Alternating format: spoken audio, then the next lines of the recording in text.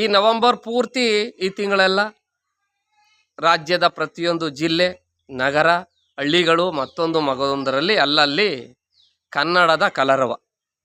ಅದರಲ್ಲೂ ಬೆಂಗಳೂರಿನ ಗಲ್ಲಿ ಗಲ್ಲಿಗಳಲ್ಲಿ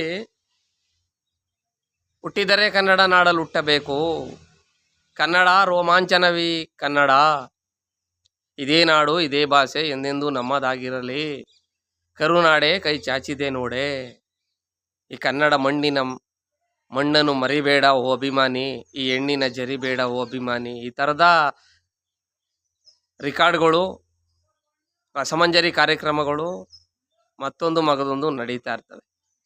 ಇದಾದ್ಮೇಲೆ ಈ ತಿಂಗಳೆಲ್ಲ ಕನ್ನಡ ಕನ್ನಡ ಕನ್ನಡ.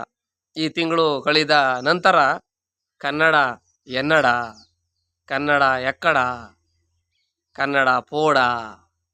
ಅದರಲ್ಲೂ ಬೆಂಗಳೂರಲ್ಲಿ ಮೈಸೂರು ರಸ್ತೆ, ಮಾಗಡಿ ರಸ್ತೆ, ಕನಕಪುರ ರಸ್ತೆಯನ್ನು ಬಿಟ್ಟರೆ ತುಮಕೂರು ರಸ್ತೆ ಆಗಿರ್ಬೋದು, ಬಳ್ಳಾರಿ ರಸ್ತೆ ಆಗಿರ್ಬೋದು, ಹಳೆ ಮದ್ರಾಸ್ ರಸ್ತೆ ಆಗಿರ್ಬೋದು, ಹಳೆ ವಿಮಾನ ನಿಲ್ದಾಣ ರಸ್ತೆ ಆಗಿರ್ಬೋದು,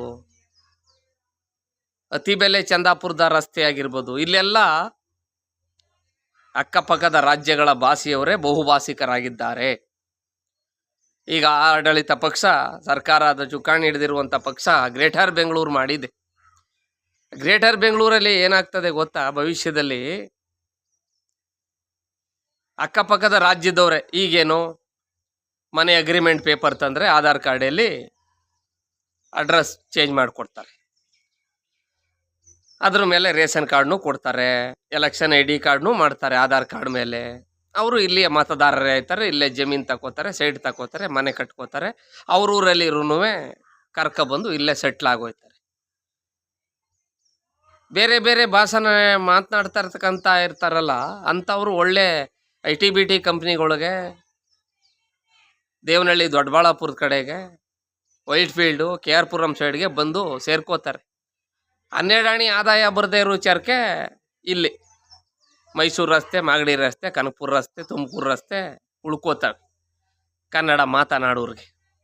ಭವಿಷ್ಯದಲ್ಲಿ ಆಯ್ತದೆ, ಅದು ಮುಂದಿನ ದಿನಮಾನಗಳಲ್ಲಿ ಮಾತನಾಡೋಣ. ಈ ತಿಂಗಳು ಕಳೆದಾದ್ಮೇಲೆ ಇದನ್ನು ನಾವು ಹಿಂಗೆ ಸೈಡಿಗೆ ಮರ್ತು ಬಿಡಬಾರ್ದು. ತಿಂಗಳು ಕಳೀತಿದ್ದಂಗೆ ಇದು ಎಲ್ಲಿರಬೇಕು ಅಂದರೆ ಇಲ್ಲಿರಬೇಕು.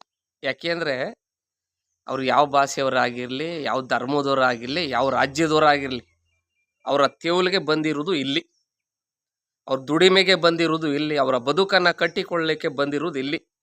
ಅವ್ರಿಗೆ ನಾವು ನಮ್ಮ ಭಾಷೆಯಲ್ಲಿ ವ್ಯವಹಾರ ಮಾಡಬೇಕು. ಮೊದಲು ಮಾಡಬೇಕಾದವ್ರು ಯಾರು? ಬೆಂಗಳೂರು ಮಹಾನಗರದಲ್ಲಿ ಕನ್ನಡವನ್ನು ಉಳಿಸ್ಬೇಕಾದವರು BMTC ಡ್ರೈವರ್, ಕಂಡಕ್ಟ್ರು, ಜೊತೆಗೆ ಆಟೋ ಚಾಲಕರು. ರೈಲು ಇಳಿದು ಬರ್ತಾನೆ, ಎಲ್ಗಪ್ಪ ಅನ್ಬೇಕು, ಅವನು ಬರ್ದೇರ ಆಗಿ ಹೇಳ್ಬೇಕು. ಅವನಿಗೆ ಕರ್ಕೊಯ್ತಾ ಇರ್ತೀರಲ್ಲ, ಅಲ್ಲೇನು ಲಚ್ಚರ್ ಮಾಡಿ ಅಂತ ಹೇಳೋದಿಲ್ಲ ನಿಮಗೆ. ಕರ್ಕೊಯ್ತಾ ಇರ್ತಾರಲ್ಲ, ಎಲ್ಲಿಗೆ ಅಂದರೆ ವೇರ್ ಆರ್ ಯು, ಊಟ ಆಯ್ತಾ, ತಿಂಡಿ ಆಯ್ತಾ, ಹಿಂಗೆ. ಅವರೇನು ಕನ್ನಡದಲ್ಲಿ ಜ್ಞಾನಪೀಠ ಪ್ರಶಸ್ತಿ ತಗೋರಷ್ಟು ಅವ್ರು ಕನ್ನಡ ಕಲಿಸ್ಬೇಡಿ ಅಲ್ಲ, ವ್ಯಾವಹಾರಿಕವಾಗಿ ಕನ್ನಡ ಕಲೀಲಿ. ಇರಬೇಕು, ಬೇರೆ ಭಾಷೆಗಳು ಇಲ್ಲ ಅಂತಲ್ಲ. ಈಗ ಮನೆ ಕಟ್ತೀವಿ ನಾವು, ಕಿಟಕಿಗಳು ಜಾಸ್ತಿ ಇದ್ರೂ ಗಾಳಿ ಬೆಳಕು ಚೆನ್ನಾಗಿ ಬರ್ತದೆ. ಆದರೆ ನಾವು ಓಡಾಡೋದು ಯಾವಾಗಲೂ ಮುಖ್ಯ ದ್ವಾರದಲ್ಲಿ ಓಡಾಡ್ತೀವಿ. ಮುಖ್ಯ ದ್ವಾರ ಅನ್ನೋದು ನಾವು ಹುಟ್ಟಿರುವ ಈ ಮಣ್ಣಿನ ಭಾಷೆ ಆಗಿರಬೇಕು, ಈ ಮಣ್ಣಿನ ಗುಣ ಆಗಿರಬೇಕು. ಮೊದಲು ನಾನು ನನ್ನ ತಾಯಿ ನಾಡಿಗೆ, ನೆಲ, ಜಲ, ಭಾಷೆಗೆ ಗೌರವ ಕೊಡುವುದನ್ನು ಕಲ್ತ್ಕೋಬೇಕು.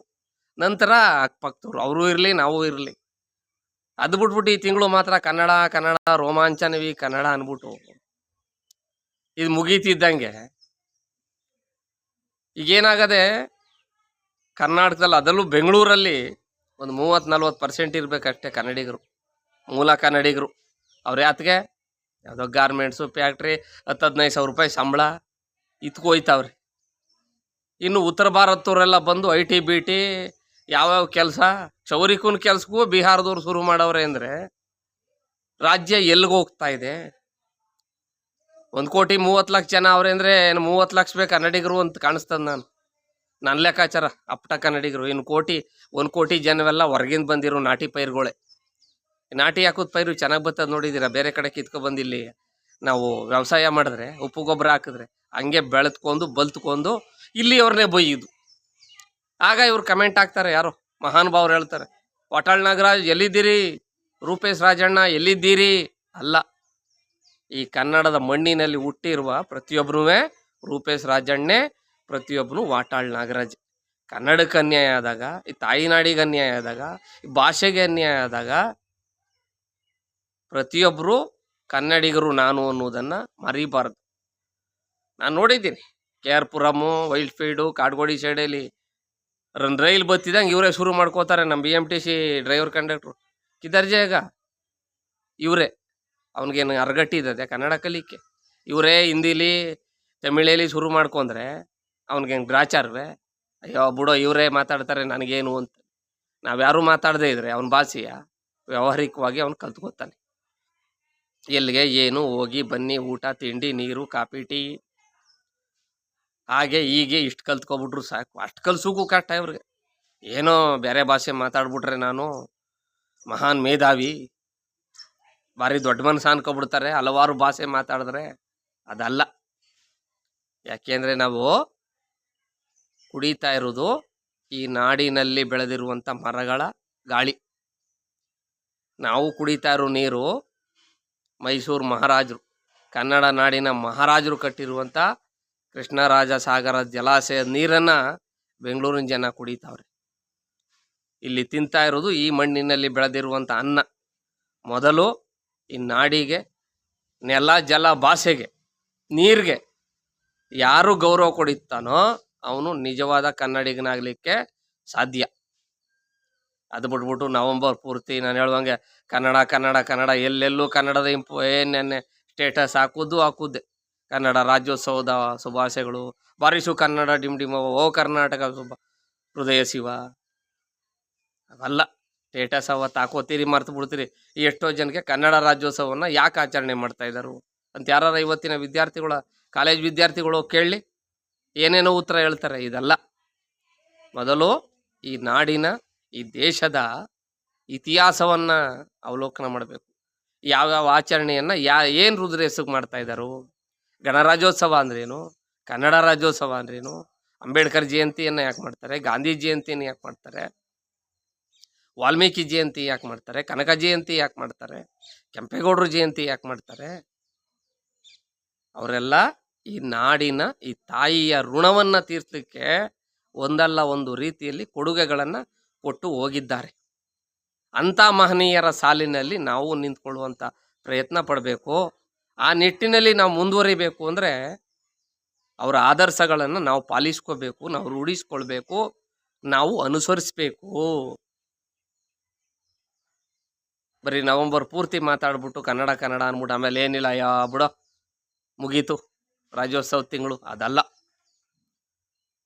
ನಾನು ಹೇಳ್ದಂಗೆ ಮುಂದೊಂದು ದಿನ ಹಿಂಗೆ ಆದರೆ ಬೆಂಗಳೂರಲ್ಲಿ ಕನ್ನಡ ಮಾತನಾಡೋರೆ ಅಲ್ಪಸಂಖ್ಯಾತರಾಗ್ತಾರೆ. ಈಗ ಆಲ್ರೆಡಿ ಆಗೋಗವ್ರೆ. ಬಸ್ ಕತ್ತಿದ್ರೆ ನಾವು ಹೇಳ್ತೀವಿ, ಎಲ್ಗಪ್ಪ ಟಿಕೆಟು ಅಂದರೆ ಎಲ್ಲೋ 10 ಜನ ಆತರು, ಒಬ್ಬ ಮಾತ್ರ ಕನ್ನಡದಲ್ಲಿ ಇಲ್ಲೂ ಕೊಡಿ ಸರ್, ಯಶವಂತಪುರ ಕೊಡಿ ಸರ್, ಕೆಂಗೇರಿ ಕೊಡಿ ಸರ್ ಅಂತಾನೆ. ಇನ್ನೂ 9 ಜನ ಎಲ್ಲ ಬೇರೆ ಬೇರೆ ಭಾಷೆನೇ ಮಾತಾಡ್ತವ್ರೆ. ಹಾಗಾಗಿ ಇನ್ನೂ ಹಲವು ವಿಚಾರಗಳು ನಿನಗೆ ಬಂಧುಗಳೇ ಅಲ್ಲಲ್ಲೇ ನಾನು ನಿಮ್ಮ ಮುಂದೆ ಬರ್ತಾಯಿದ್ದೀನಿ. ನನ್ನ ಚಾನಲನ್ನು SP ಮಲ್ಲೇಶ್ @ಕರುನಾಡು ಅನ್ನೋದನ್ನು ಸಬ್ಸ್ಕ್ರೈಬ್ ಮಾಡ್ಕೊಳ್ಳಿ. ವಾಸ್ತವ ವಿಚಾರಗಳನ್ನು ನಿಮ್ಮ ಮುಂದೆ ಅಲ್ಲಲ್ಲೇ ತರೋದಕ್ಕೆ ನನಗೂ ಉತ್ಸಾಹ ಬರ್ತದೆ. ನಾನೇನು ಯೂಟ್ಯೂಬ್ ಚಾನಲ್ ಮಾಡಿಬಿಟ್ಟು ಜೋರಾಗಿ ದುಡ್ಡು ಮಾಡಬೇಕು ಅಂತ ಬಂದವನಲ್ಲ. ದುಡ್ಡು ಮಾಡಬೇಕು ಅಂತೇಳಿ ಹೊಸರಂಟೆದು IT ಅವರು ನನ್ನ ಮನೆ ತಾವು ರೈಡ್ ಮಾಡೋ ರೇಂಜ್ಗೆ ಶ್ರೀಮಂತನಾಗಬೇಕು ಅಂತ ಬಂದವನಲ್ಲ. ನಾನೂ ಈ ನಾಡಿನ, ಈ ಜನ್ಮ ಕೊಟ್ಟಿರುವಂಥ ನಾಡಿಗೆ ಏನಾದರೂ ನಾನು ಅಳಿಲು ಸೇವೆಯನ್ನು ಸಲ್ಲಿಸಬೇಕು ಅಂತ ಈ ನ್ಯೂಸ್ ಚಾನಲನ್ನು, ಯೂಟ್ಯೂಬ್ ಚಾನಲನ್ನು ಶುರು ಮಾಡಿದ್ದೀನಿ. ಹಾಗಾಗಿ ದಯವಿಟ್ಟು ನನ್ನ ಚಾನಲನ್ನು ಸಬ್ಸ್ಕ್ರೈಬ್ ಮಾಡಿ. ಎಲ್ಲರೂ ಸೇರಿ ಒಂದು ಬಲಿಷ್ಠ ಕನ್ನಡ ನಾಡನ್ನು ಕಟ್ಟೋಣ. ರಾಜ್ಯದ ಮೇಲೆ, ದೇಶದ ಮೇಲೆ ದಿನದಿಂದ ದಿನಕ್ಕೆ ಸಾಲ ಲಕ್ಷಾಂತರ ಕೋಟಿ ಆಗ್ತಾ ಇದೆ. ಬಡವರಾಗವ್ರೆ, ಶ್ರೀಮಂತರಾಗ್ತಾನೆ ಇರೋರೆ. ಮಧ್ಯಮ ವರ್ಗದವನು ಇತ್ತಾಗೆ ಬಡವನಾಗೋಕ್ಕಾಗಲ್ಲ, ಅತ್ತಾಗ ಶ್ರೀಮಂತನಾಗೂ ಕಾಯ್ತಾ ಇಲ್ಲ, ತ್ರಿಶಂಕು ಸ್ಥಿತಿಲಿ ತೊಳಲಾಡ್ತಾವನೆ. ಸಾಲ ಮೇಲೆ ಸಾಲ, ಕಾಯಿಸ್ಲೆ ಬಡ್ಡಿ ಕಾಯಲ್ಲ ಅನ್ನುವಂಗೆ ರಾಜ್ಯದ ಜನರ ನೆಪ ಮಾಡಿ ಸಾಲ ಮಾಡ್ಕೊಂಡ್ಬಂತಾ ಇರೋಂಥ ಸರ್ಕಾರಗಳು ಅವರು ತುಪ್ಪ ತಿಂತವ್ರೆ, ಸಾಲ ಮಾಡಿರೋ ತುಪ್ಪ ತಿನ್ನು ಅಂತ.